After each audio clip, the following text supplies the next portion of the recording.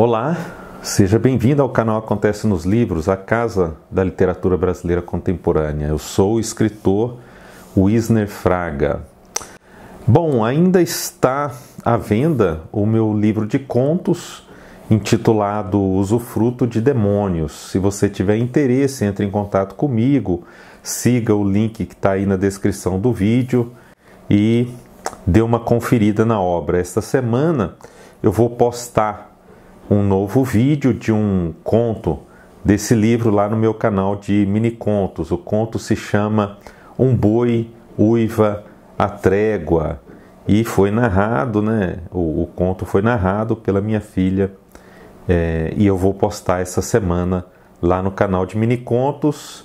Não perca, o vídeo tá bem legal, eu gosto muito desse conto que fala de uma situação que nós vivemos no Brasil aí recentemente.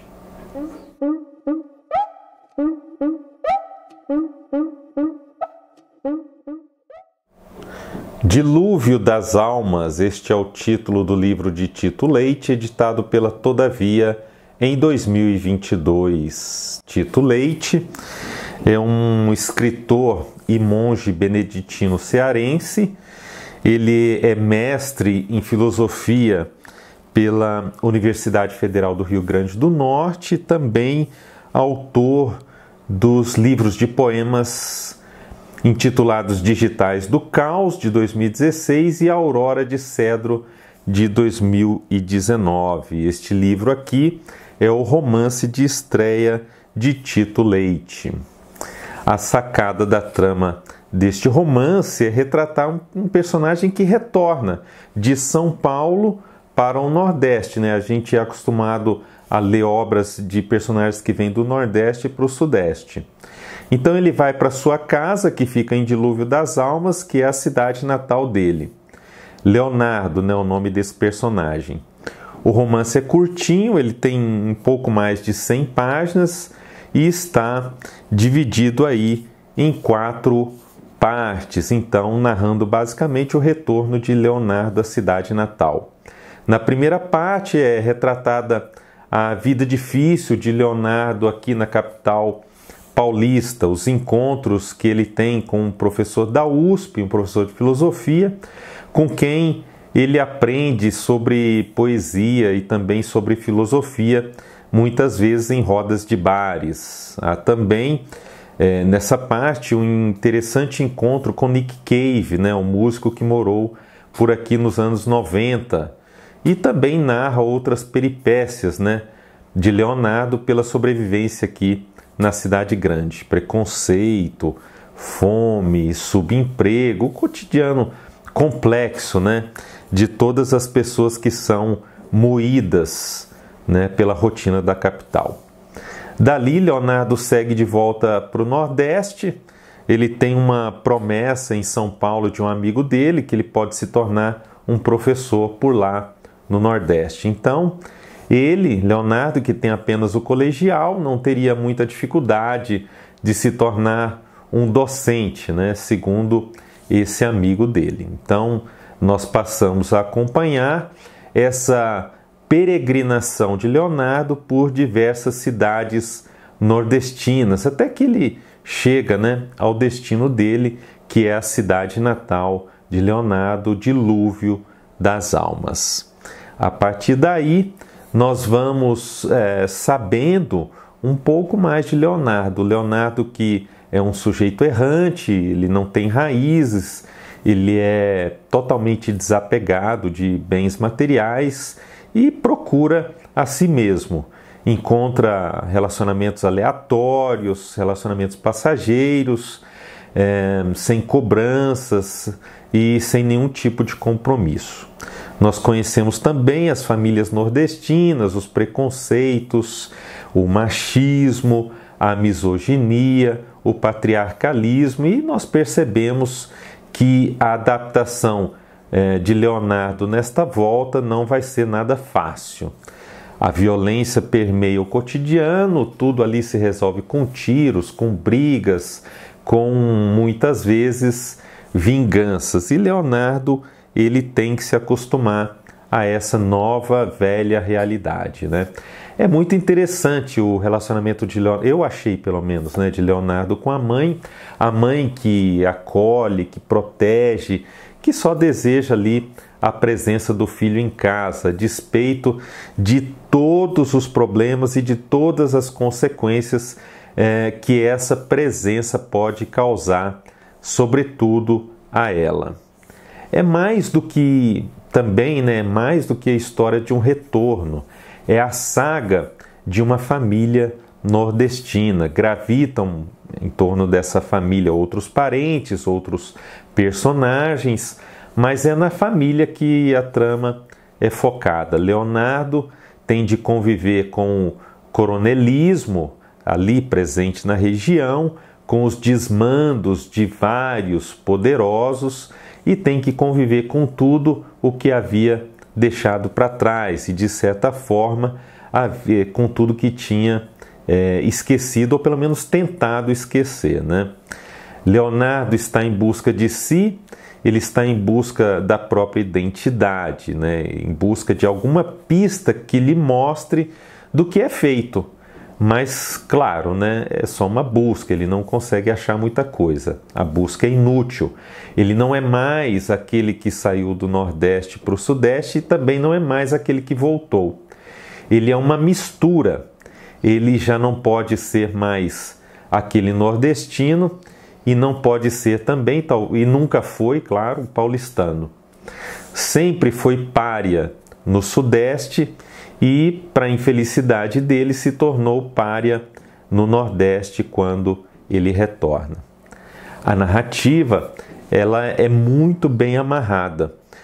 Mesmo sem uma formação formal, Leonardo tem o conhecimento da vida, digamos, né, das ruas. Ele é um artesão, ele é um artista, ele é um curioso, e em busca do conhecimento, e isso dá a ele autorização para escrever a própria história. A autorização, é claro, de que ele, o personagem, não precisa, mas o autor sim, o autor precisa dessa autorização. A forma com que Leonardo narra a história, a própria história, é também muito interessante. As frases são ali bem truncadas, curtas, há muito de parábola, né, de ensinamento, uma certa maneira didática, né, de contar o que acontece com ele, o que acontece em volta, de descrever as cenas. Tudo isso típico de um narrador que se aventura a narrar pela primeira vez. Veja bem, eu estou falando do narrador. O escritor, como deve ser, cria um ambiente propício para esse narrador contar, né, a própria história. Então é importante, muito importante, separar narrador de autor. Nós percebemos um lirismo muito cru, urgente, de um narrador que precisa fazer com que o leitor se solidarize com ele. Há um certo tom bíblico de moral da história, de simplificação, de muitas vezes envolvimento, né, de moral mesmo. Tudo isso faz com que tudo isso que eu disse faz com que esse romance de estreia de Tito Leite seja, na minha opinião, excelente. E por isso, claro, eu recomendo fortemente a leitura do livro. Eu vou ler agora o trecho inicial desse romance, né, para que você tenha aí uma noção de tudo que eu falei aqui, tá bom? Então, muito obrigado por assistir a este vídeo e se você gostou, eu peço que divulgue esse vídeo nas redes sociais e me ajude nesse meu trabalho de divulgação da literatura contemporânea, sobretudo a literatura brasileira. Também não deixe de adquirir o livro de Tito Leite, é assim que se ajuda um artista, né, comprando a arte que ele produz. Muito obrigado e até a próxima.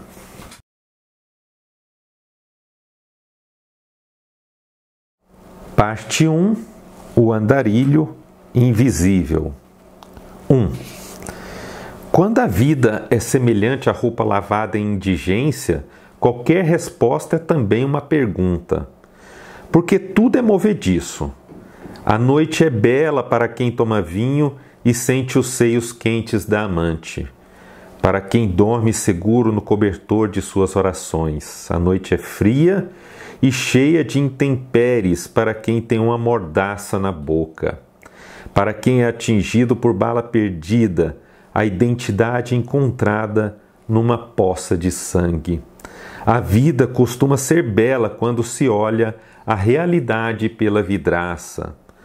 Passei por algumas humilhações em São Paulo, desde pichações no muro com a frase "Fora nordestino", a atitude do pessoal de um restaurante numa rua do Brás, que não gostava de me vender comida. A intolerância, faca envenenada.